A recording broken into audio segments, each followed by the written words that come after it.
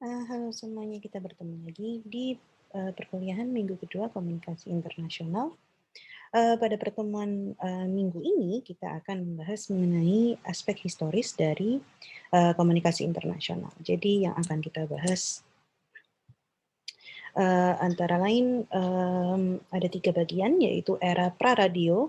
Kita membahas mengenai masa kerajaan, kita membahas mengenai penggunaan tulisan, penggunaan surat, kemudian munculnya telegraf. Lalu ada juga di era kantor berita dan radio, yaitu munculnya kantor-kantor berita internasional dan juga ada yang disebut dengan perang jaringan udara.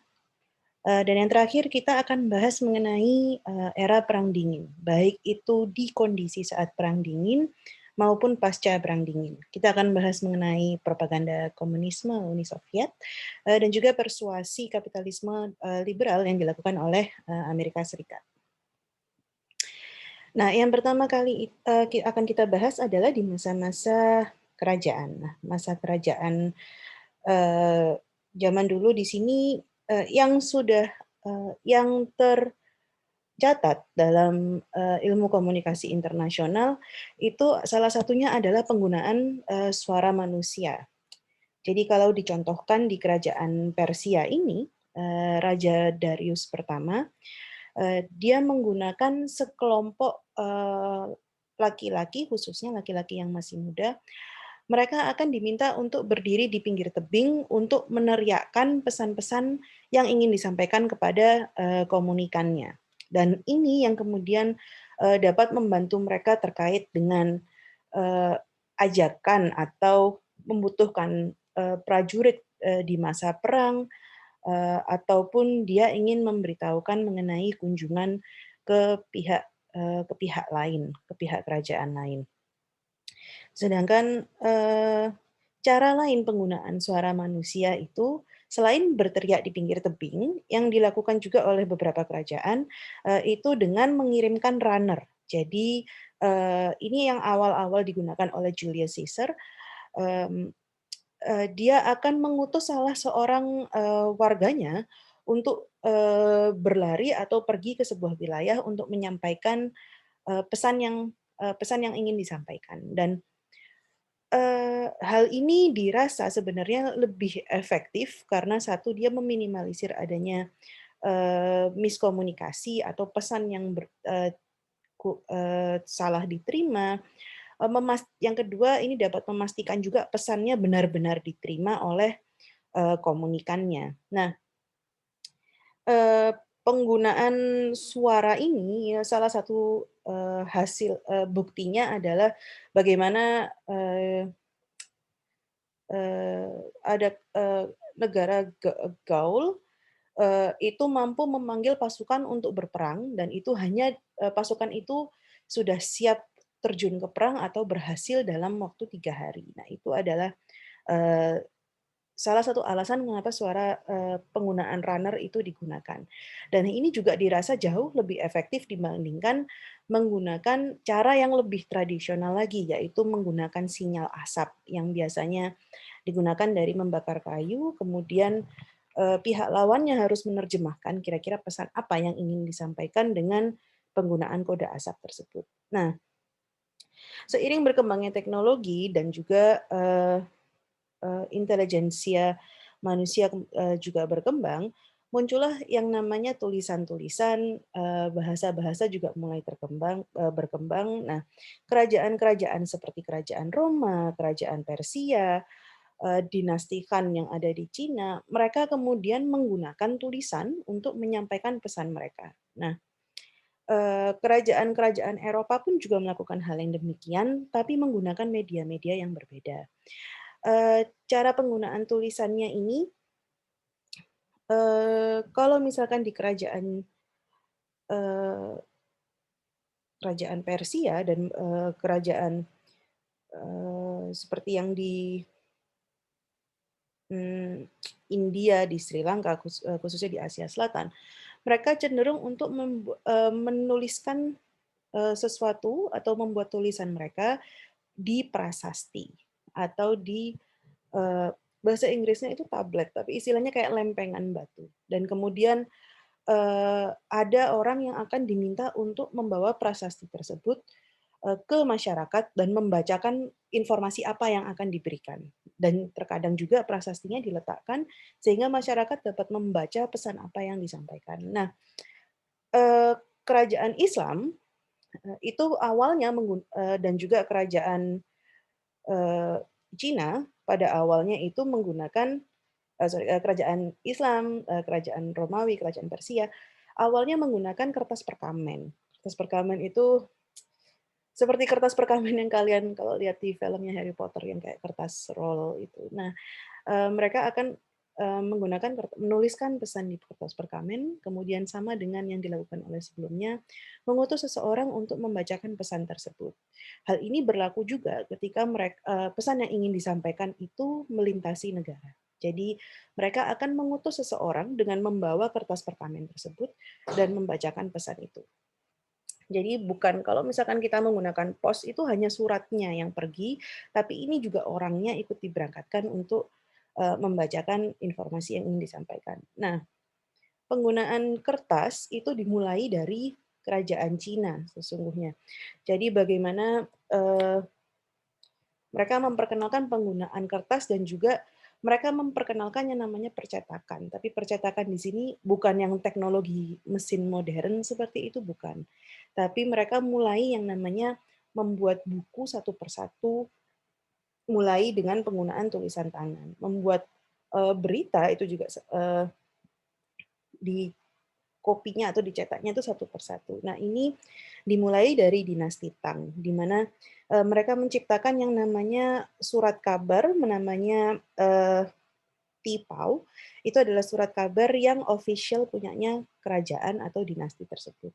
Sedangkan yang unofficial itu juga ada, namanya Qingpao, itu adalah, surat kabar independen yang, diciptakan pada dinasti setelahnya dinasti Tang, yaitu dinasti, Qing. Gitu. Jadi, seiring berkembangnya waktu di kerajaan-kerajaan Cina tersebut, yang namanya surat kabar itu atau penyebaran berita dan informasi dan juga percetakan ini berlaku juga terkait dengan buku dan informasi, sudah tidak lagi didominasi hanya oleh kerajaan itu saja, tetapi juga sudah mulai komersialkan atau sudah ada yang bisa, eee, dijadikan usaha oleh masyarakatnya. Sedangkan kalau percetakan yang modern, itu kapan dimulainya? Nah, itu dimulainya itu pada, abad ke-16 sesungguhnya. Mmm, jadi pada abad 16 ini, mmm, dan juga karena adanya dan semakin berkembang dengan adanya revolusi industri yang, terjadi di, Eropa Barat, pertama kali yang dilakukan adalah, munculnya mesin yang mampu, mmm, mencetak sebuah buku dalam beberapa ratus atau beberapa ribu kopi, seperti itu. Nah, eee, itu yang awal mula munculnya industri percetakan dan, surat kabar di Eropa. Nah, ini kenapa lebih didominasi oleh, eee, kenapa didominasinya lebih oleh Eropa, karena bahasa yang utama bahasa pertama yang digunakan dalam mencetak buku-buku tersebut, khususnya adalah bahasa Latin. Jadi, pengaruh, kuatnya pengaruh gereja dan, kerajaan itu juga masih didominasi oleh, bahasa dan budaya Latin. Eee, karena pada awalnya buku-buku yang tersebar menggunakan bahasa Latin, kemudian mulailah mencetak dengan bahasa-bahasa lain. Bahasa-bahasa lain yang dipilih ini juga tidak kurang bahasa lain yang digunakan tetap adalah bahasa-bahasa Uni Eropa, seperti bahasa Prancis, bahasa Inggris, dan sebagainya. Nah, dengan adanya teknologi kertas dan juga industri cetak, masyarakat, menjadi jauh lebih terbuka dan lebih mudah untuk mempelajari bagaimana baca tulis. Sehingga dalam melakukan komunikasi lintas batas, atau lintas batas wilayah negara, bahkan, lintas batas negara sekalipun, akhirnya mulailah diperkenalkan sistem yang namanya, pos atau pengiriman surat. Nah, munculnya kantor pos dan sebagainya di tiap-tiap negara, ini, juga merupakan salah satu, ya hasil perkembangan yang kalau seperti yang saya sampaikan sebelumnya, yang namanya pos itu kalau zaman-zaman, masih perang kemerdekaan dan Eropa dan Amerika, sebagainya, mereka menggunakan berbagai, metode yang mengirimkan orangnya untuk mengirimkan, surat. Jadi, eee, bukan terorganisir seperti kantor pos sebegitunya. Baru kemudian, di masa Inggris ini, pada tahun 1800-an ini, muncullah sistem, reformasi pos seperti itu yang dilakukan oleh Inggris. Jadi, bagaimana, mereka kemudian, reformasi yang dilakukan oleh Inggris ini bukan bukan hanya terkait sistem atau metode, dia lebih spesifik mengenai regulasi.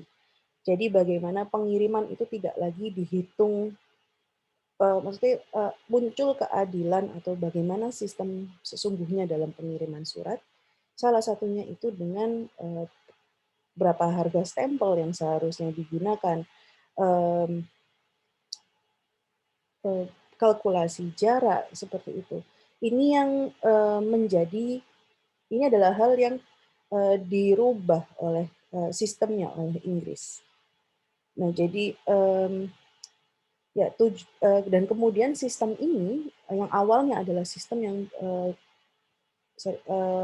kebijakan yang skopnya ini sebenarnya nasional, kemudian diterapkan dalam skop internasional. Ketika seseorang di satu bagian negara, mereka ingin mengirimkan surat ke lintas batas negara. Maka, sistem atau metode, perhitungan, biaya yang dilakukan oleh Inggris atau yang dicetuskan oleh Inggris ini, mampu mengkalkulasikan bagaimana bahkan sampai ke jumlah, berapa yang harus dibayarkan jika surat ini, harus melalui kereta, jika surat ini harus melalui kapal, seperti itu. Jadi itu adalah perkembangannya dari, eee, ini yang, eee, masa-masa sebelum munculnya telegraf. Nah, eee, telegraf telegraf ini mengapa dia memiliki poin yang sangat penting dalam komunikasi internasional.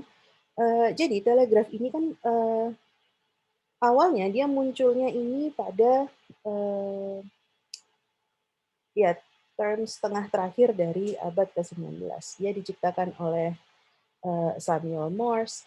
Jadi yang, telegraf ini mengapa dia sangat, eee, monumental atau sebuah teknologi yang sebegitu, memiliki nilai yang sangat signifikan, karena dengan penggunaan telegraf ini, orang mampu mendapatkan pesan, seorang komunikan dapat menangkap pesan hanya dalam hitungan menit ataupun detik. Nah dan juga, telegraf ini, mampu memberikan sebuah keamanan terkait dengan pesan. Jadi pesan yang Anda terima itu tidak semua orang mampu membaca atau, eee, mampu mengakses, tidak semuanya mampu mengakses, memahami atau membaca pesan tersebut. Jadi yang namanya privasi atau keamanan dari pesan yang disampaikan melalui telegraf, itu dijamin keamanannya. Itu kenapa telegraf ini sangat signifikan kalau dibandingkan dengan pengiriman surat, kalau dibandingkan dengan sistem-sistem, sebelumnya. Nah, eee, kalau misalkan telegraf ini satu poin yang, eee,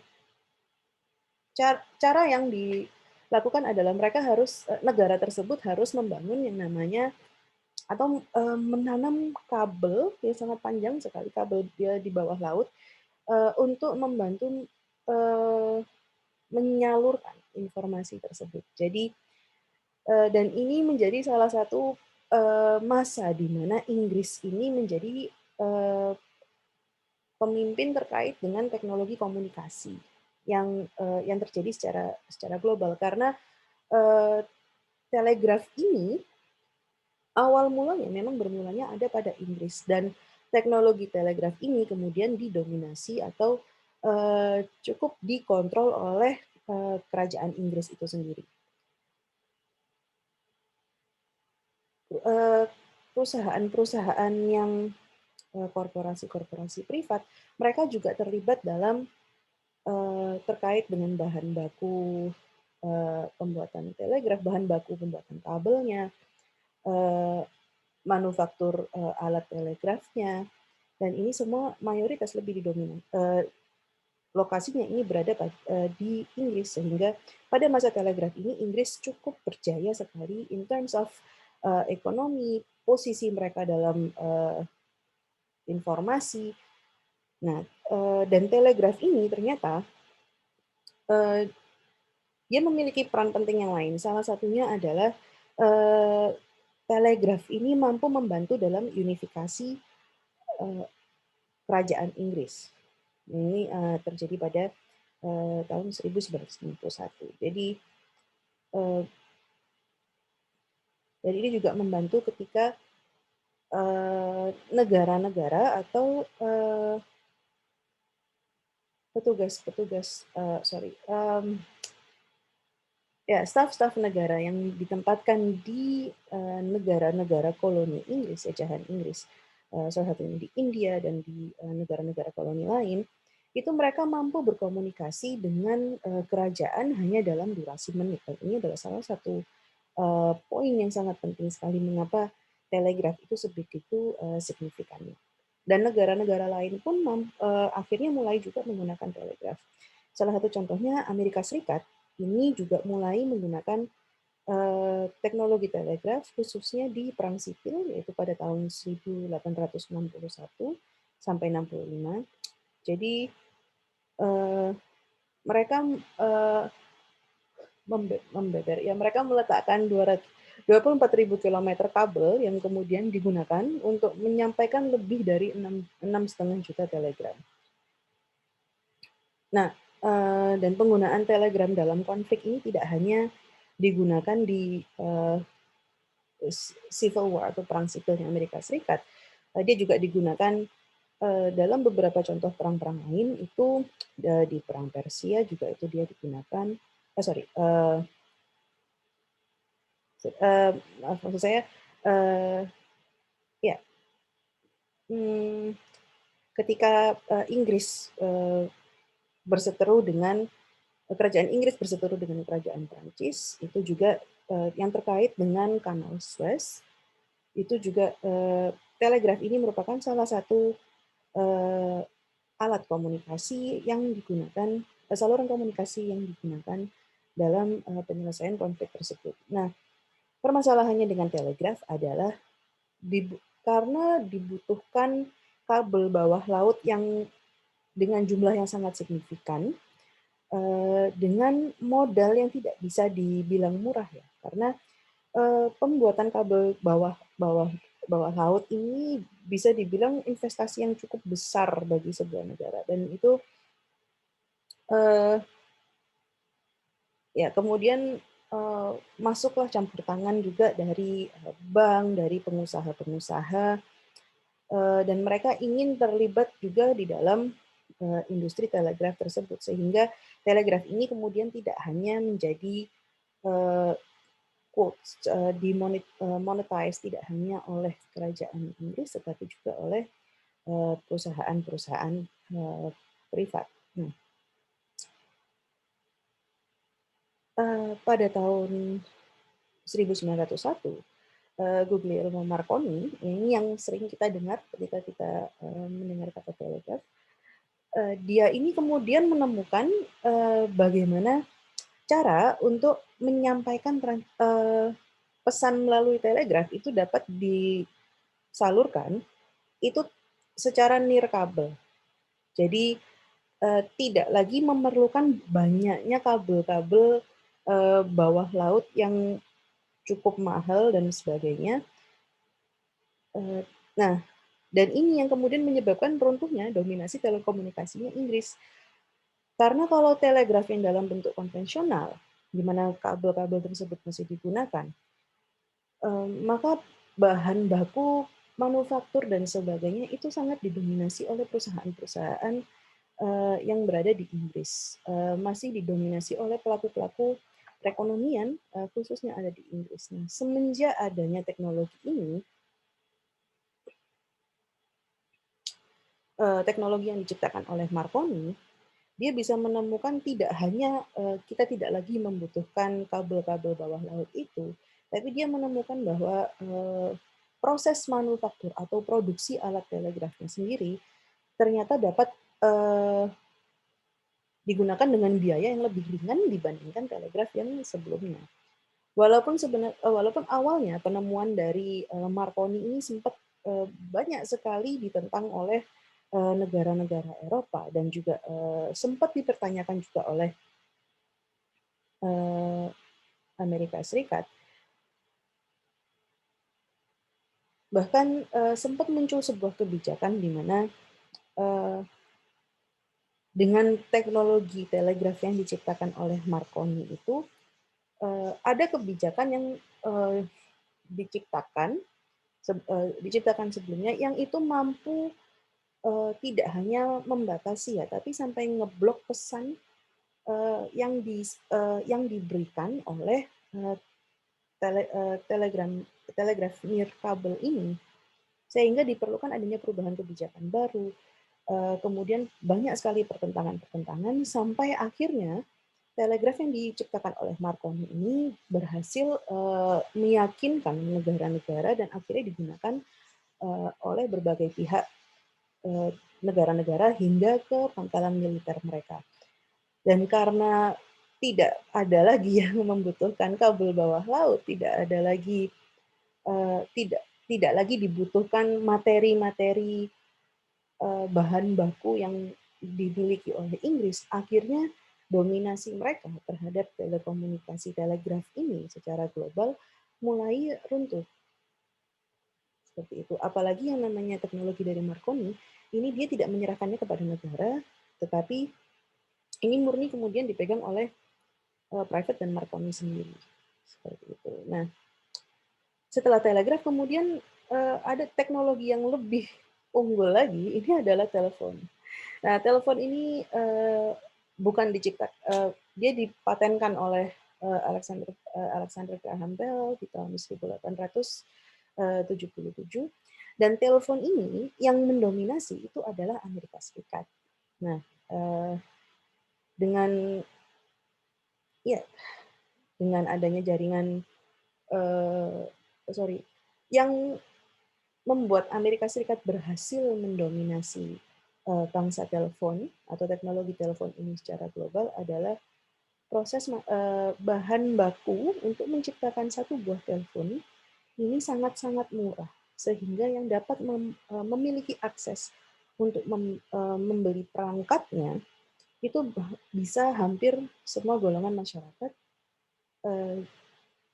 tanpa terkecuali seperti itu. Dan ini perusahaan Amerika pertama yang menciptakan ini adalah perusahaan AT&T, American Telephone and Telegraph. Ini yang kemudian menjadi atau yang hingga saat ini itu masih mampu memonopoli pasar telekomunikasi atau jaringan telekomunikasi Amerika Serikat. Telepon telepon internasional yang pertama kali dilakukan itu adalah antara Paris dan Brussels atau Belgia, dan itu terjadi pada tahun 1887. Ini menunjukkan bagaimana jika telegraf ini membutuhkan beberapa menit untuk menyampaikan pesan, dengan telepon orang bisa mendapatkan pesannya secara real time. Dan apalagi dengan biaya manufaktur yang jauh lebih murah, ini yang kemudian berhasil mengangkat Amerika Serikat menjadi negara yang mendominasi terkait dengan teknologi informasi. Ketika itu, khususnya dengan runtuhnya dominasi Inggris, kemudian muncullah Amerika Serikat dengan telepon. Dengan banyaknya perkembangan mulai dari telegraf dan juga telepon ini, kemudian muncullah demand atau demand itu permintaan akan informasi, eee, tidak hanya dari pemerintah tiap-tiap negara, tetapi juga pada masyarakat. Nah, kemudian muncullah, agensi-agensi berita internasional, eee, yang muncul ini ada 4 yang dominan, yaitu Havas. Havas ini, punyanya Prancis. Dia ini pertama kali muncul pada tahun 1835. Dalam penyebaran informasinya, dia, selain dalam skop internasional, dia ini cukup mendominasi di bagian Amerika Selatan. Nah, dan juga negara-negara Indochina. Kemudian ada Wolf. Wolf ini, merupakan punyanya Jerman, agen berita, kantor berita punya Jerman. Dia muncul pada tahun 1849. Jerman, Wolf ini, eee, dia dalam konteks internasional, dia lebih mendominasi di pasar Amerika Latin. Nah, setelah Wolf ada juga yang namanya Associated, Associated Press. Nah, Associated Press ini, dia muncul pada tahun 1848 di Amerika Serikat. Nah, yang, membedakan Associated Press dengan Havas dan juga Wolf, dia ini bermulanya atau starting point-nya dia memang fokus menjadi media nasional. Jadi dia, eee, belum merambah atau menciptakan kerjasama-kerjasama ataupun menyiarkan informasi berita mereka, eee, skop skopnya ke negara-negara lain. Dan yang paling mudah dan ini yang cukup, malah yang cukup berkuasa ini adalah, Reuters. Nah, Reuters ini dia muncul pada tahun 1851, dan dia diciptakan dia ini adalah kantor berita Inggris. Reuters ini dia cukup, dia sangat-sangat mendominasi in terms of penyebaran informasi khususnya itu di Eropa Barat, kalau Reuters. Nah, Reuters, Havas, dan juga Wolf ini sejak mereka pertama kali berdiri, mereka menyebarkan informasinya itu sudah sampai, skopnya itu sudah sampai ke internasional, sedangkan untuk Associated Press atau AP ini, dia lebih ke arah, eee, dia lebih ke arah nasional aja. Nah, dari awal itu kalau Reuters, dia memang arahnya itu lebih menyampaikan informasi, yang bersifat, finansial ataupun terkait dengan perekonomian dan, komersial. Sedangkan, Havas ini dia, eee, lebih cenderung untuk menyampaikan info-info terkini dan juga banyak sekali, iklan-iklan di dalamnya. Jadi, advertising-nya dia juga tinggi. Nah, Eee, baik Havas, Wolf, maupun Reuters, ini ketiganya mendapatkan biaya dari, negara mereka masing-masing. Sehingga, eee, 3 negara ini kemudian, mampu mengontrol, pasar informasi yang ada di Eropa, khususnya Reuters ya. Dan, mereka juga, eee, berusaha sekali untuk menyebarkan hal itu tidak hanya, sebatas, eee negara-negara yang di Eropa saja, tapi mereka juga ingin sampai ke luar Eropa. Nah, eee, agar yang kompetisi yang terjadi antara Havas, Wolf, dan juga Reuters ini, mampu berjalan dengan baik, yang ketiga ini kemudian, menciptakan, membuat suatu fakta atau kesepakatan, di mana, tiap-tiap agensi berita ini, mereka akan, eee in charge atau lebih atau diberi wilayah mana yang mereka akan berfokus di situ. Seperti contohnya, Havas kenapa dia bisa mendominasinya lebih ke Amerika Selatan dan Indochina, karena memang itu bagian yang, disepakati oleh mereka bertiga, sama dengan Wolf. Nah, eee, permasalahannya dengan Wolf adalah, Wolf ini bersaing dengan sangat ketat sekali, dengan, Associated Press, dengan AP ini masalahnya. Jadi, mmm ketika, Perang Dunia Pertama, Wolf ini, memang dia sangat mendominasi in terms of, distribusi pemberitaan internasional. Tetapi ketika Associated Press ini kemudian memutuskan untuk melakukan ekspansi secara internasional, maka yang namanya pergerakan informasi dan juga pengaruh politik baik khususnya itu di Eropa itu kemudian menjadi melemah dengan keputusannya Associated Press atau AP ini. Nah, Reuters yang kemudian memutuskan untuk atau Reuters ini kenapa akhirnya bisa bangkit dan kembali mendominasi hingga saat ini. Jadi kesepakatan antara 3 kantor berita itu berlangsung kurang lebih satu dekade. Nah, Reuters dia ini memegang teguh atau berhasil meyakinkan masyarakat global bahwa terlepas mereka ini mendapatkan biaya atau support dari kerajaan Inggris, tetapi mereka ini tetap merupakan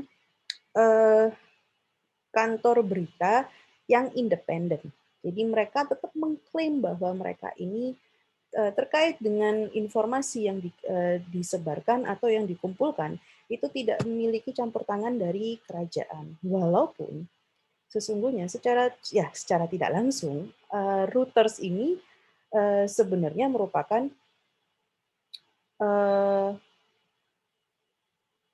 ya Reuters ini sebenarnya merupakan kayak perpanjangan tangannya dari kerajaan Inggris kayak gitu. Ya, kenapa bisa seperti itu ya? Dan again kembali lagi bahwa Reuters ini masih ada sedikit masih ada dependensi dengan kerajaan Inggris.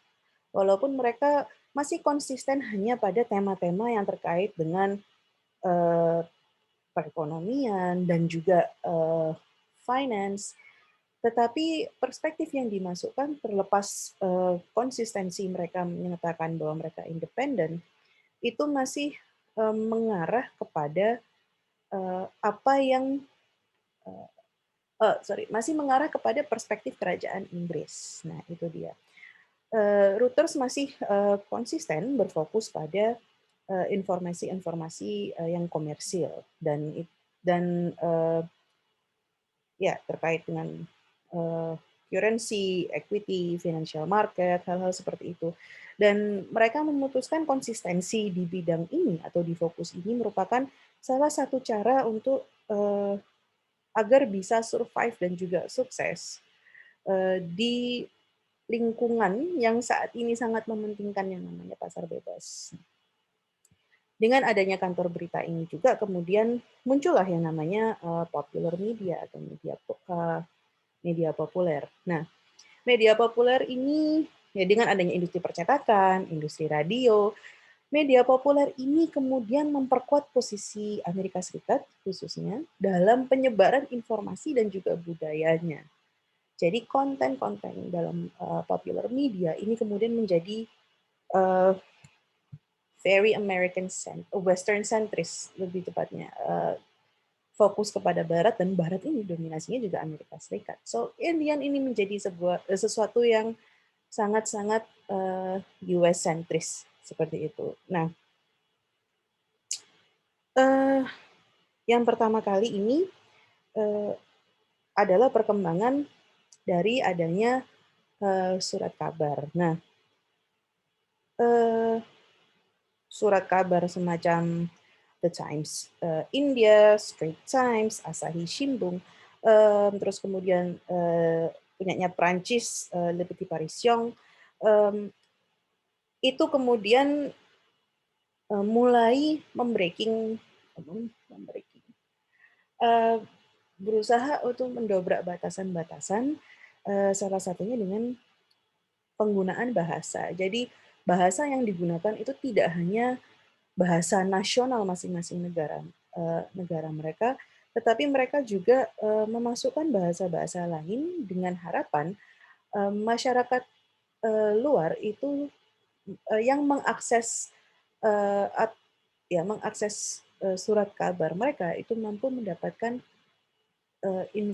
mampu membaca surat kabar yang mereka ciptakan. Alhasil segala bentuk pesan-pesan atau informasi yang diberikan dalam surat kabar tersebut, yang sudah disetting oleh media tersebut, mampu mencapai kepada masyarakat internasional. Nah, eh, tiap-tiap surat kabar ini, contohnya kalau misalkan yang di India itu Mahatma Gandhi ini menciptakan surat kabar yang namanya yang India, yang kemudian habis itu diganti namanya menjadi Harijan. Eh, Surat kabar ini memang diciptakan atau disetting khususnya untuk menyebarkan pesan-pesan atau agenda-agenda anti kolonialisme, anti Barat. Kemudian Sun Yat-sen dari Cina, dia juga menyebarkan nilai-nilai nasionalisme Cina itu dengan menggunakan Chinese Daily Paper atau Chungpo Jipao, nama Cinanya. Jadi tiap-tiap negara atau tiap-tiap wilayah itu menggunakan surat kabar untuk dengan agenda-agenda setting mereka sendiri khususnya. Tapi satu yang berhasil memiliki pengaruh yang paling besar secara internasional itu adalah Amerika Serikat dengan New York Journal. Mohon maaf saya menulisnya New York Times. Maksud saya di sini yang saya maksud di sini adalah New York Journal. Nah, kenapa kok dia ini bisa sesignifikan itu impact-nya atau pengaruhnya ke media massa internasional? Nah, kalau pada awalnya yang namanya surat kabar itu hanya digunakan untuk menyampaikan propaganda, menyampaikan info-info terkini atau informasi terkait dengan eh, topik yang memang menjadi fokus dari kantor berita tersebut, New York Journal ini dia tidak hanya membuat artikel, tapi dia juga memutuskan eh, pentingnya istilahnya adalah syndicate service. Jadi secara tidak langsung surat kabar ini juga dibuat sebagai bentuk servis kepada masyarakat. Tidak hanya dalam memberikan informasi, tetapi khalayaknya itu juga mampu melakukan sebuah aktivitas atau mendapatkan hal lain selain informasi yang memang sudah diset demikian rupa oleh pihak agensi berita. Contohnya mereka memasukkan crossword puzzle atau teka-teki silang.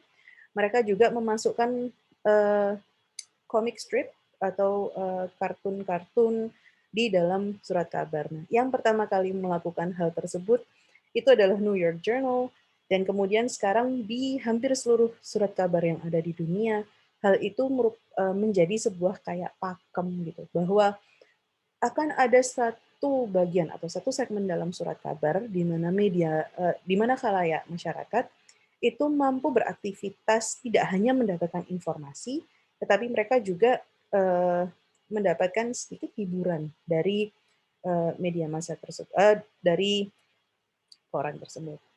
Nah, kalau dalam industri perfilman, nah ini dalam penciptaan budaya massa, budaya masyarakat massa, industri film ini adalah salah satu yang memiliki pengaruh yang bisa dibilang sangat berhasil mempengaruhi. Jadi eh, ya eh, meng, eh, eh, mempengaruhi masyarakat secara kultural. Ini ketika ini maksudnya adalah masyarakat internasional, secara kultural, secara budaya, itu yang pertama kali dilakukan itu dengan menggunakan film atau industri film. Jadi eh, film-film yang diciptakan oleh suatu negara kemudian diputuskan untuk diputarkan di negara-negara yang lainnya. Ini adalah salah satu contoh untuk menunjukkan ke khalayak asing bagaimana budaya dari negara mereka. Nah, ini yang dilakukan oleh industri film. Awalnya yang namanya movie screening pertukaran ini munculnya di Eropa, yaitu di Paris dan juga Berlin, kemudian berkembang hingga ke Bombay, kemudian Bombay India, kemudian ke Buenos Aires. Nah, di pasar Eropa itu didominasi oleh perusahaan Pathé Pathé ini muncul pertama kali pada tahun 1907 di Prancis. Kemudian kalau nah distribusi ini film-film dari Pathé ini kemudian mereka menyebarkan ya distribusi film mereka sehingga bermunculan yang namanya rumah-rumah produksi dan juga screening-screening film di eh, negara-negara lain. Nah, salah satunya yang kita terkenal industri perfilman yang paling besar, yang paling mendominasi dan paling influential di masyarakat global saat ini adalah industri perfilman Hollywood. Dan ini yang kemudian menjadi center atau pakem dari global culture dan ini yang dilakukan oleh film-film produksi Hollywood tersebut. Bagaimana mereka berhasil menyebarkan budaya karena Hollywood di sini US ya. Bagaimana mereka merepresentasikan budaya US, budaya Barat secara spesifik dan menyebarkan dan mendistribusikannya ke masyarakat global sehingga dampaknya ini ke budaya-budaya masyarakat. Kemudian ada juga dalam konteks musik pop, pop music ini kan pada dasarnya adalah popular music. Jadi ketika kita mendengar istilah pop music, maksudnya adalah musik yang mainstream atau populer di masyarakat. Pop music ini awalnya muncul atau dimunculkan pertama kali itu oleh Gramophone Company dan Gramophone Company ini kemudian menjadi global image dari bagaimana pop music secara global atau mereka yang mengkoinkan terminologi atau definisi pop music. Ketika kita ingin tahu apa sih bagaimana kita menyebut suatu musik itu pop atau populer dan kita semuanya akan diarahkan kepada Gramophone karena mereka adalah pusat di mana mereka yang mendistribusikan musik, yang memproduksi musik itu tersebut. Nah, ya dalam beberapa tahun kemudian teknisi-teknisi recording itu mulai menyebar. Jadi tidak hanya berfokus di Amerika Serikat itu sendiri dengan Gramophone Company, kemudian menyebar mulai sampai ke Timur Tengah, sampai ke Afrika, India, Iran, Cina, dan kemudian 60% dari penjualan musik perusahaan tersebut itu malah datangnya itu bukan dari dalam negeri itu sendiri, tapi itu malah dapatnya dari luar. Dan ini yang dilakukan oleh Gramophone ini kemudian dia akhirnya memutuskan untuk melakukan merger dengan beberapa perusahaan musik lainnya sehingga membentuk yang namanya EMI atau Electric and Musical Industries yang hingga saat ini EMI Music itu masih eksis. Apakah EMI Music ini dianggap mendominasi? Not really, tetapi EMI Music sampai sekarang pun masih ada. Nah, dan yang terakhir itu terkait dengan advertising. Hingga abad ke-19, ketika kita yang namanya advertising atau periklanan, Amerika Serikat itu strateginya sebenarnya ingin sekali mentarget ke pasar internasional. Jadi dia ingin memperluas lagi influence mereka dalam popular media. Nah, mereka banyak sekali perusahaan yang berusaha dengan contohnya kayak Coca-Cola. Coca-Cola itu memunculkan slogan seperti It's the real thing, kemudian Nike yang Just do it, Pepsi Cola yang juga The Pepsi Generation. Banyak sekali terminologi-terminologi atau catchphrases yang digunakan oleh perusahaan-perusahaan dalam mengadvertise produk mereka dan menciptakan branding. However, yang paling signifikan berhasil, branding ini dilakukan secara global, adalah rokok Marlboro. Rokok Marlboro ini dalam semua iklannya. Ini yang menarik adalah dibandingkan dengan perusahaan-perusahaan seperti Nike, Coca-Cola, Pepsi, dan McDonald's dan sebagainya, yang Marlboro ini mendapatkan hambatan yang cukup signifikan. Karena banyak sekali negara-negara yang memiliki kebijakan tidak tidak boleh menunjukkan produk rokok dalam iklan, atau bahkan ada negara-negara yang tidak mengizinkan perusahaan rokok untuk mengiklankan produk mereka di media massa. Sampai segitunya. Tapi yang dilakukan oleh Marlboro adalah dia mampu menciptakan sebuah iklan. Iklan ini yang sangat trademark Marlboro sekali adalah koboi Amerika yang sangat maskulin berkuda. Ini adalah trademark yang berhasil diciptakan oleh Marlboro, dan ini akan selalu diidentikan dengan rokok Marlboro-nya Philip Morris ini. Bagaimana gambar koboi Amerika ini kemudian mendominasi semua poster-poster yang terkait dengan rokok Marlboro. Dan ini juga tidak hanya berhasil memasarkan produk Marlboro sebagai sebuah rokok yang hingga saat ini juga masih merupakan rokok yang dengan salah satu rokok yang penjualan tertinggi di dunia, tetapi dia juga berhasil membranding American culture, budaya Amerika, bagaimana laki-laki Amerika, nilai-nilai Amerika Serikat, itu semuanya ada pada iklan Marlboro. Dan ini adalah bentuk keberhasilan, bahkan disebut sebagai sebuah ikon, iklan Marlboro ini. Nah,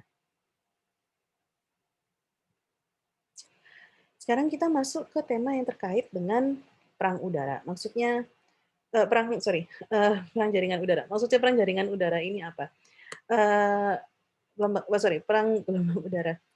Maksudnya apa? Nah,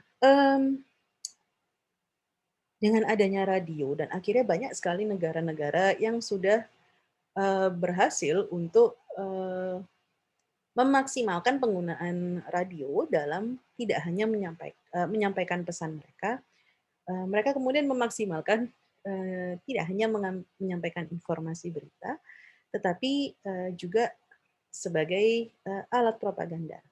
Nah, ketika di Perang Dunia Pertama, negara-negara ini kemudian menyadari bahwa jika emang kita mau memenangkan perang, istilahnya, atau kita ingin mendapatkan pengaruh yang lebih, kita tidak bisa hanya masalah kuat-kuatan militer aja. Kita tidak bisa hanya kuat-kuatan tentara dan sebagainya, tetapi bagaimana pembentukan opini masyarakat atau opini publik.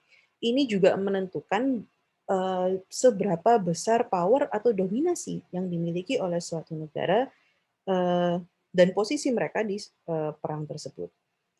Nah, itu yang kemudian yang pertama kali, negara pertama yang menggunakan atau memaksimalkan penggunaan radio secara maksimal, secara internasional, itu adalah Rusia, atau lebih tepatnya USSR, bukan Rusianya. USSR atau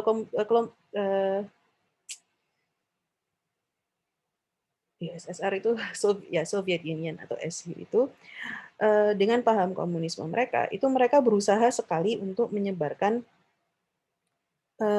paham-paham komunisme mereka, khususnya pada awal itu secara spesifik ke negara-negara Eropa terlebih dahulu. Nah, strategi yang mereka gunakan itu bagaimana? Mereka tidak hanya menggunakan bahasa Rusia dan Inggris, tetapi dalam penyampaian propaganda mereka, dalam radio mereka, selain mereka memperkuat jaringan sehingga mampu diakses oleh masyarakat negara lain, mereka juga menambah jumlah bahasa yang digunakan dalam radio tersebut. Alhasil dalam penciptaan pesan dan propaganda yang dilakukan oleh Uni Soviet itu, mereka menyebarkan propaganda komunis ini dengan menggunakan bahasa Jerman, bahasa Perancis, bahasa Belanda, dan bahasa Inggris. Dan ketika ini skopnya kemudian menjadi global, mereka berusaha dengan sangat-sangat keras menanamkan tidak hanya paham esensi dasar atau nilai-nilai komunisme, tapi mereka juga menyerukan nilai-nilai anti kolonialisme, anti kapitalisme, dan juga anti barat di sini. Nah, ketika Nazi atau Hitler itu kemudian memimpin Jerman pada tahun 1933, mereka tidak hanya menggunakan radio itu sebagai alat propaganda, tapi radio itu dilihat sebagai sebuah alat perkembangan dari diplomasi. Jadi nggak hanya um, jadi Joseph Goebbels ini salah satu tangan kanannya Adolf Hitler. Jadi uh, dia melihat kalau misalkan kita bilang hanya propaganda sederhana, hanya menanamkan pesan, itu tidak akan efektif untuk benar-benar membuat suatu pergerakan, istilahnya seperti itu. Nah, berarti yang harusnya dilakukan dengan menurut Google ini adalah kita harus berperang atau melawan dalam segala hal yang dalam segala bentuk dan segala aspek. Maksudnya apa? Ketika kita menyampaikan pesan propaganda, kita tidak hanya memproduksi, tapi kita juga harus mengulang, kita harus menghancurkan pesan lawan, kita harus membangun dan juga menghentikan pesan-pesan lawan. Jadi tidak hanya menyampaikan propaganda aja, tapi kita harus memastikan bahwa pesan-pesan yang bertentangan dengan pesan propaganda yang ingin kita sampaikan tidak hanya kita patahkan, tetapi benar-benar harus kita uh, han, ya, hancurkan. Jadi bukan hanya mensensor, tapi kita ngebreak dan membangun ulang, istilahnya seperti itu. Salah satu contoh lain selain radio yang dilakukan Nazi adalah jika Amerika Serikat itu menciptakan sebuah film, maka Nazi akan membuat film dengan cerita atau tema yang sama, tetapi akan menanamkan nilai-nilai anti Yahudi di dalamnya. Jadi mereka memproduksi ulang film itu disesuaikan dengan propaganda yang dimiliki oleh Hitler. Nah, ini juga yang dilakukan dengan radio. Nah, yang dilakukan oleh Nazi ini, strategi tersebut, itu kalau misalkan tadi Uni Soviet itu kan menggunakan 4 bahasa, sedangkan yang dilakukan oleh Nazi itu nggak hanya 4 bahasa itu aja, nggak hanya bahasa-bahasa Eropa, tapi dia bahkan sampai ke bahasa-bahasa Afrika, bahasa-bahasa Arab, bahasa India, dan akhirnya radio radio Nazi itu memuat 50 bahasa. Mereka menyampaikan pesan itu dalam propaganda mereka itu menggunakan 50 bahasa dengan harapan paham-paham anti Yahudi mereka, paham-paham pro Nazi mereka itu dapat disepakati dan ditanamkan tidak hanya skop Eropa tapi benar-benar skopnya secara global.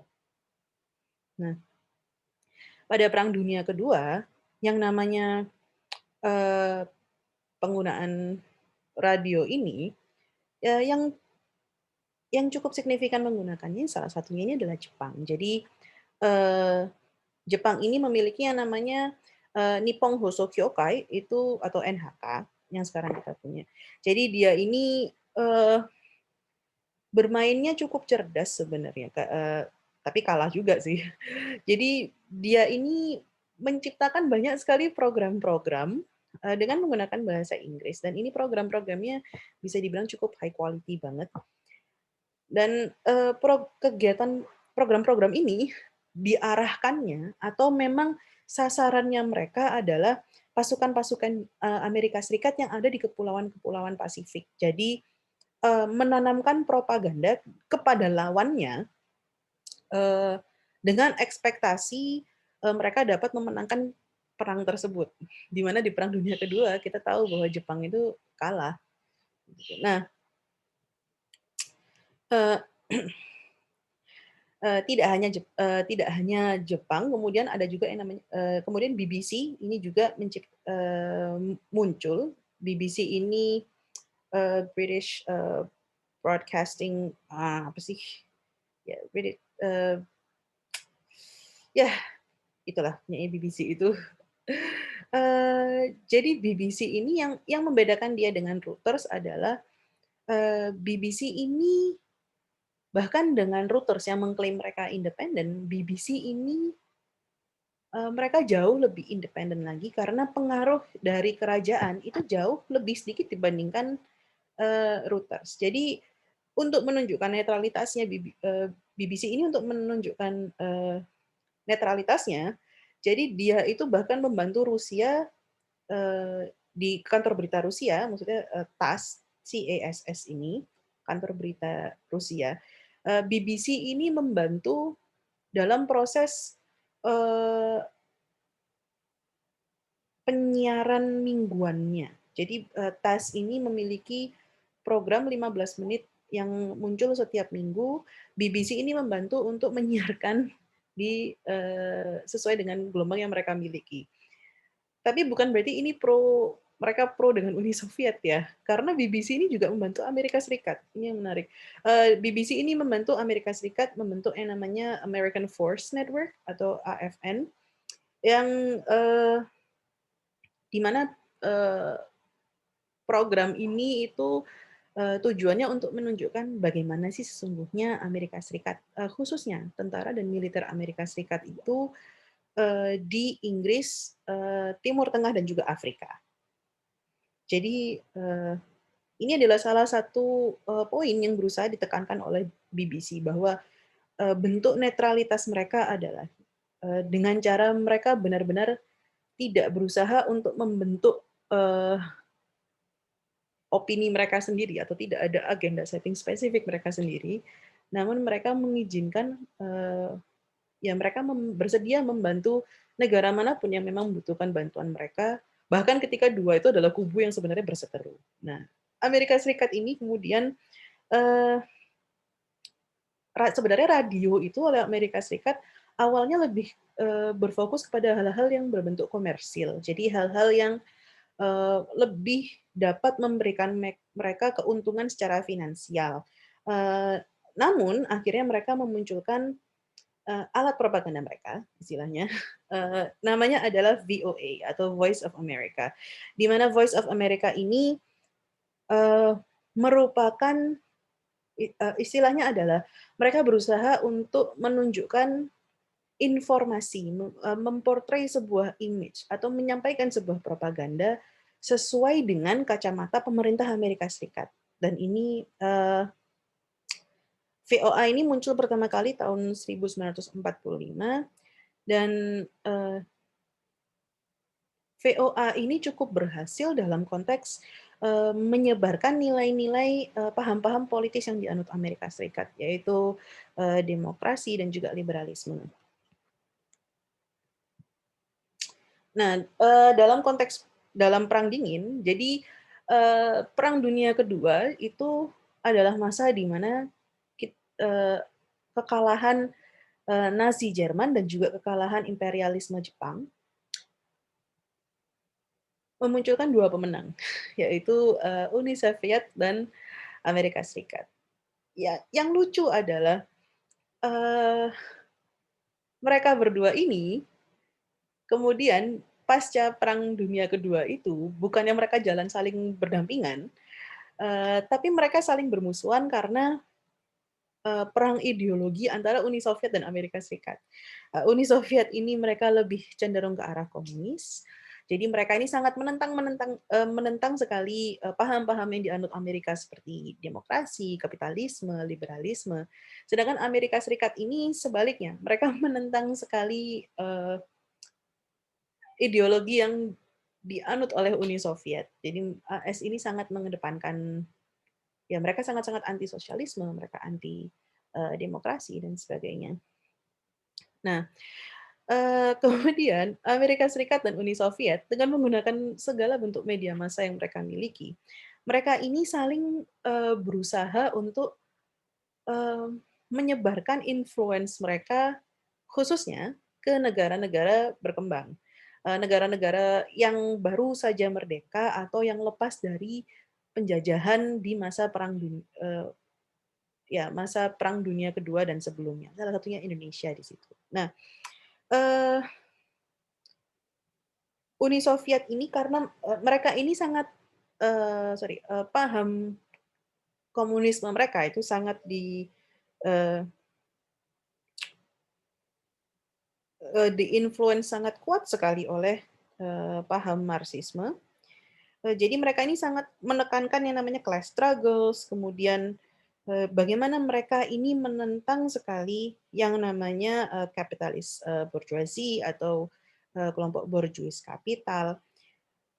Dengan menyuarakan pesan-pesan tersebut, mereka ini, eee, mereka ini kemudian mendapatkan perhatian yang cukup dari negara-negara dunia ketiga, khususnya oleh negara-negara yang sebelumnya itu dijajahnya oleh Eropa. Seperti, negara-negara bekas jajahannya Inggris, negara-negara bekas jajahannya Jerman, utamanya yang dulunya didominasi oleh Nazi Jerman. Nah, eee, tapi yang lucu dari Uni Soviet ini adalah, eee, salah satu bentuk, propaganda yang dia sebarkan, itu tidak semuanya berhasil. Nah, salah satu yang propaganda ini ketika gagal dan akhirnya menciptakan peperangan, itu adalah ketika mereka berusaha untuk menyebarkan propaganda tersebut ke Yugoslavia. Jadi,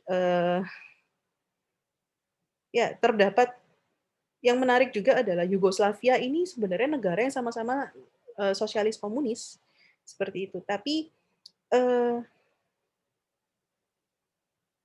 ya, eee, jadi, pada dasarnya adalah pemimpin Yugoslavia itu menolak, kebijakan-kebijakan yang berusaha atau pesan-pesan politis yang berusaha disampaikan oleh, Stalin dan di mana, kemudian ini menciptakan sebuah konflik peperangan ketika itu yang ending-nya,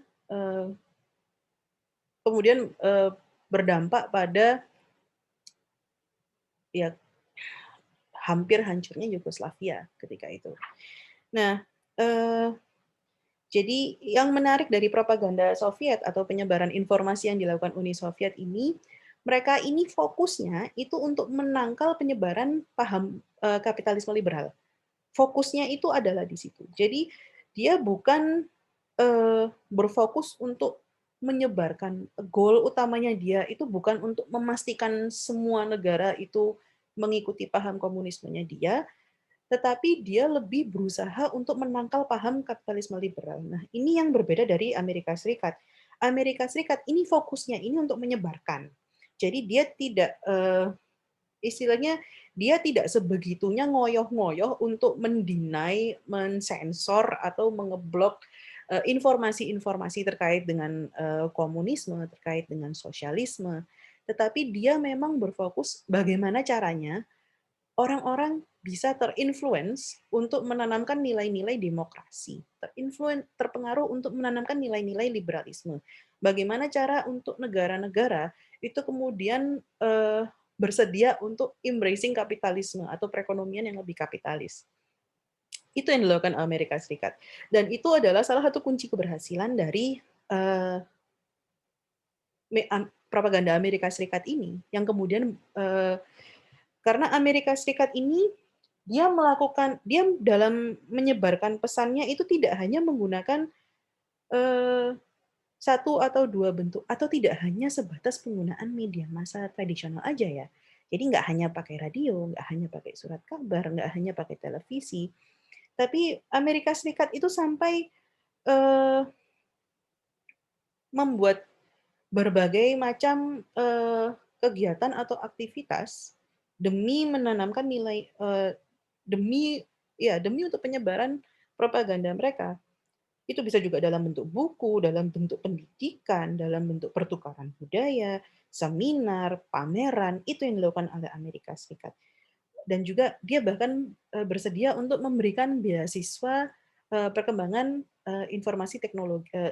teknologi dan ilmu kepada masyarakat negara dunia ketiga for the sake of atau dengan tujuan untuk menyebarkan propaganda Amerika Serikat ini. Dan ini adalah hal yang tidak dilakukan oleh Uni Soviet. Nah, dengan menggunakan berbagai metode ini, alhasil yang dilakukan dan yang menarik juga adalah Semua instrumen-instrumen kunci Amerika Serikat dalam penyebaran propaganda ini, pasca Perang Dunia, itu semuanya itu fully funded oleh negara. Jadi benar-benar semuanya itu disupport, dibiayai, dan didukung oleh pemerintahan mereka. Jadi tidak ada satupun eh, media atau saluran yang memiliki agenda mereka sendiri-sendiri dan semuanya berjalan sesuai dengan kepentingan nasional Amerika Serikat itu sendiri. Nah, ini yang sangat membedakan dengan Uni Soviet. Dan itu yang menyebabkan mengapa terkait dengan penyebaran budaya, penyebaran ilmu, teknologi, dan sebagainya. Hingga saat ini Amerika Serikat itu sangat mendominasi. Karena dari awal mereka menggunakan strategi yang jauh lebih rapi dan sangat strategis dibandingkan dengan Uni Soviet. Nah, terkait dan ini yang juga menarik adalah terkait dalam pembuatan penangkap sinyal. Ini ketika kita membahas mengenai teknisnya, Amerika Serikat ini dia bukan hanya membuat kayak kerjasama terus kemudian meminta bantuan kantor berita lain untuk menyiarkan atau radio lain untuk menyiarkan berita informasi punya dia, tapi mereka benar-benar sampai membangun transmitter-transmitter, dan transmitter ini dalam pembuatannya atau pembangunannya pun mereka melakukannya dengan sebuah strategi. Mana lokasi yang mereka ingin pengaruhi, yang mereka benar-benar ingin lebih cepat menanamkan atau lebih kuat penanaman propagandanya, mereka akan meletakkan transmitter mereka itu lebih dekat dengan wilayah tersebut. Jadi mereka sangat-sangat mempertimbangkan sekali output atau goal dari propaganda yang ingin mereka lakukan ini. Nah, sekarang yang menjadi pertanyaan adalah, karena kita dari tadi membahas Uni Soviet dan Amerika Serikat, terus negara-negara berkembang ini ada di mana? Negara berkembang atau julukan dulunya itu dijuluki negara dunia ketiga. Nah, kenapa dibilang negara dunia ketiga? Istilah yang pertama ketika kita menyebut first world atau dunia pertama, maka kita mengarah kepada Amerika Serikat dan kroni-kroninya yang memegang teguh prinsip-prinsip liberalisme dan kapitalisme. Sedangkan second world itu adalah negara-negara Uni Soviet dan kroninya yang memegang teguh prinsip-prinsip komunisme. Sedangkan third world countries adalah negara yang memutuskan untuk tidak bergabung di salah satu blok tersebut. Jadi Indonesia ini salah satu negara yang berada di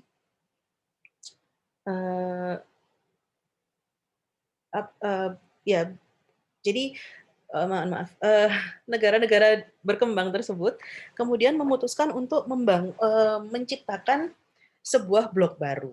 Jadi mereka memutuskan untuk menciptakan yang namanya GNB atau Gerakan Non-Blok. Jadi mereka tidak ingin berada di blok barat maupun blok timur. Dan bahkan negara-negara tersebut, ini yang menarik adalah mereka menolak yang namanya terminologi blok barat dan timur. Karena mereka merasa sebenarnya ini masalahnya adalah masalah ini adalah masalah kalian negara-negara di utara, yaitu Eropa dan Amerika Serikat dan sebagainya, dengan negara-negara yang ada di selatan. Jadi mohon jangan libatkan kami di sini karena negara-negara yang ada di GNB ini mereka benar-benar ingin berfokus kepada kemerdekaan mereka sendiri-sendiri. Negara-negara yang berada di kategori negara dunia ketiga dan atau negara berkembang, sekarang ini kita lebih familiar dengan istilah negara berkembang, mereka masih cukup trauma dengan perang-perang yang terjadi sebelumnya. Mereka baru saja lepas dari Perang Dunia Kedua dan mereka tidak ingin lagi berada di suatu posisi konflik antara kubu Amerika Serikat dan Uni Soviet, sehingga mereka menyampaikan dengan sangat lantang sekali bahwa mereka ini ingin independen, mereka ini hanya ingin fokus pada pembangunan negara mereka sendiri. Ya. Tapi yang menarik adalah terkait dengan dependensi ekonomi. Negara-negara berkembang, ini contohkan Indonesia aja. Ketika awal mula Indonesia itu merdeka, perekonomian Indonesia itu tidak bisa dibilang stabil ataupun sebagus saat ini. Eh, Jangan, saya mohon mahasiswa kalau mendengar kalimat ini, jangan kemudian berpikir Indonesia sekarang ini ekonominya parah, Bu. That's not the case. Ketika awal merdeka dulu, eh, yang namanya angka rupiah jatuh itu benar-benar jatuh sejatuh-jatuhnya.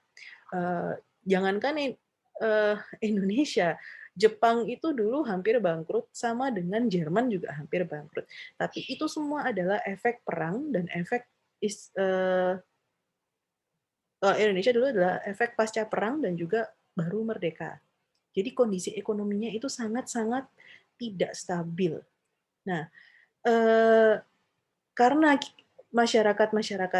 negara-negara ini dulunya itu dijajah atau dikolonize oleh negara-negara lain, sehingga ada tendensi dari beberapa negara ini, mereka tidak ingin semerta-merta didikte oleh Amerika Serikat mengenai paham apa yang harus mereka terima atau paham atau percaya. Jadi tidak semerta-merta hanya karena lepas dari penjajah, maka otomatis kita akan menerima begitunya demokrasi, prinsip demokrasi ala Amerika Serikat. Itu kenapa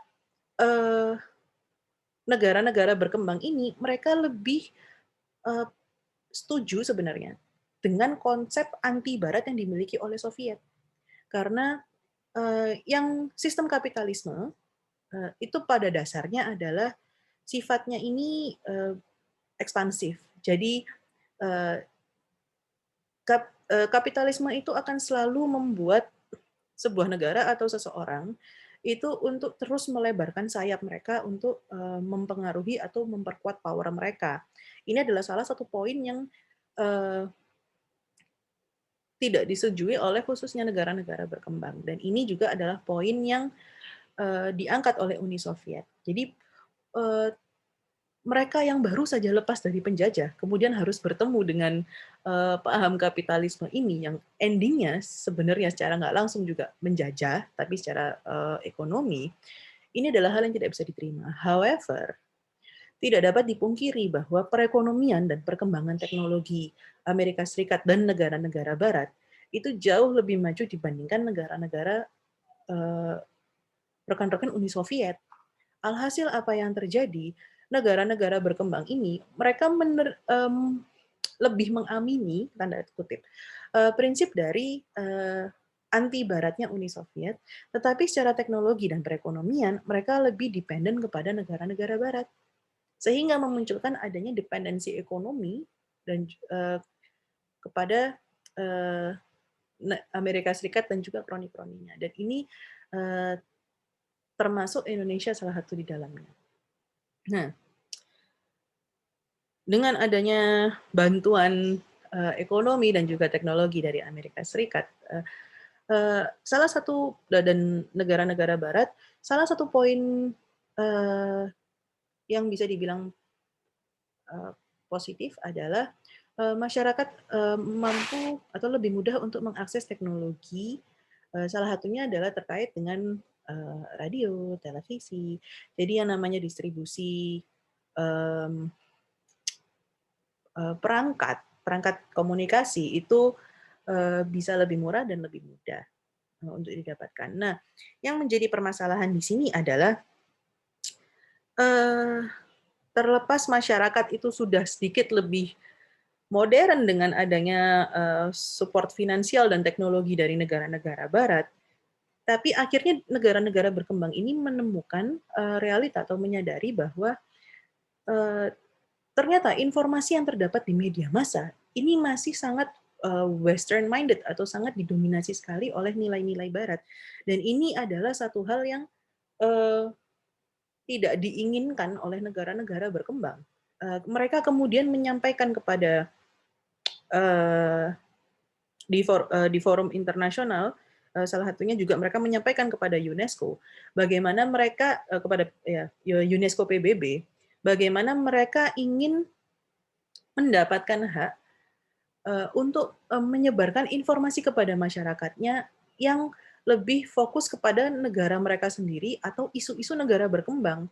Jadi informasi yang disebarkan oleh media massa, paham-paham yang disebarkan oleh media massa, ini bebas dari propaganda utara dan selatan atau Amerika Serikat dan Uni Soviet.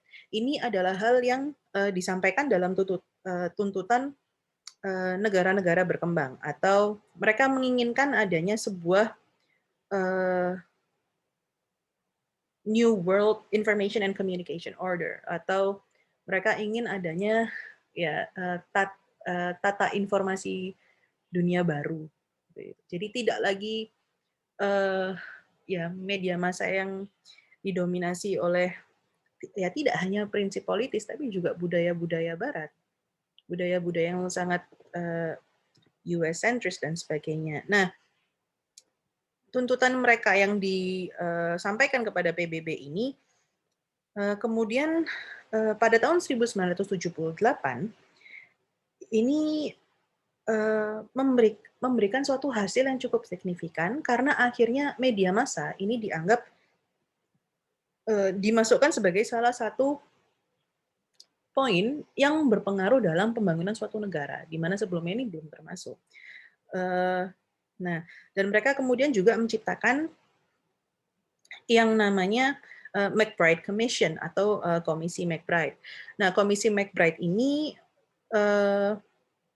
intinya adalah memasukkan isu-isu terkait informasi dan komunikasi itu menjadi atau dimasukkan ke dalam agenda global. Nah, jadi hal-hal yang dibahas ini juga terkait dengan kondisi negara-negara terkait mengenai komunikasi, baik itu khususnya teknologi informasi. Jadi dengan adanya dependensi ekonomi ini terhadap Barat, yang terjadi adalah negara-negara maju, negara Amerika Serikat kroni-kroninya, mereka yang dari awal memang sudah the have atau mereka memang negara kaya istilahnya, quote, ini akan selalu atau terus-menerus akan menjadi kaya, sedangkan negara berkembang akan terus-menerus bergantung kepada mereka terkait dengan teknologi. Dan ini adalah suatu siklus yang tidak diharapkan akan berhenti, atau paling tidak akan terciptakan sebuah sistem di mana akan muncul yang namanya kesetaraan komunikasi, kesetaraan informasi, mohon maaf, kesetaraan informasi. Nah,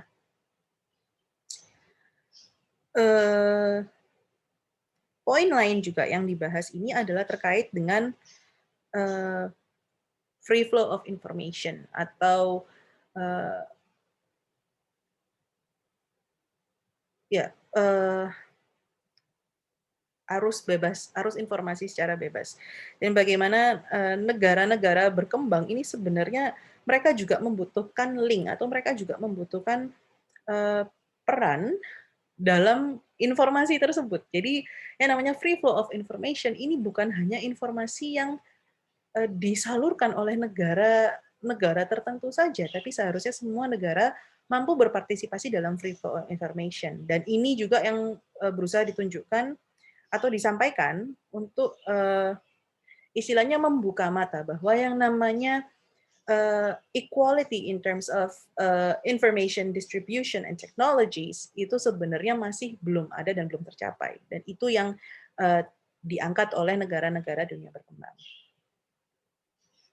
Oke, so jadi itu aja materi untuk minggu ini. Nah, kali ini yang ingin saya sampaikan adalah akan ada class project. Class project ini perintahnya adalah saya minta kalian untuk membuat satu aja poster infografi mengenai teori-teori dan pendekatan komunikasi internasional. Saya akan menghubungi kalian menggunakan WhatsApp group. Di WhatsApp group itu silahkan tuliskan nama-nama anggota kelompok kalian beserta NPI-nya. Perintahnya adalah tiap kelompok ini akan mendapatkan satu tema, atau satu teori, atau satu pendekatan yang nantinya akan kalian buat menjadi satu poster infografi. Nah, jangan lupa kalian tuliskan nama kelompok Anda, nanti akan saya berikan, formulir G-Form, Google Form beserta tugas yang akan saya sampaikan nanti. Tuliskan nama kelompok kalian di situ. Nah, eee, kalian memiliki waktu 2 minggu untuk mengerjakan poster ini. Nah, poster ini akan kalian presentasikan di minggu kelima di Zoom meeting, oke. Jadi, ya kalian akan melakukan presentasi menggunakan Zoom meeting. Untuk teknis presentasinya akan saya informasikan di Elitek minggu depan. Untuk minggu depan atau pertemuan minggu keempat, saya tidak akan mempost materi atau tugas apapun. Minggu keempat dapat kalian gunakan untuk, mengerjakan dan menyiapkan poster infografi. Apakah ada sumber yang dapat saya rekomendasikan atau, yes, saya akan, memposting, materi atau PDF artikel, terkait dengan teori dan pendekatan komunikasi internasional, di Elita. Oke. So, terima kasih banyak atas, waktu dan perhatiannya. Saya akan berjumpa lagi dengan Anda 2 minggu lagi pada presentasi kelompok. Terima kasih.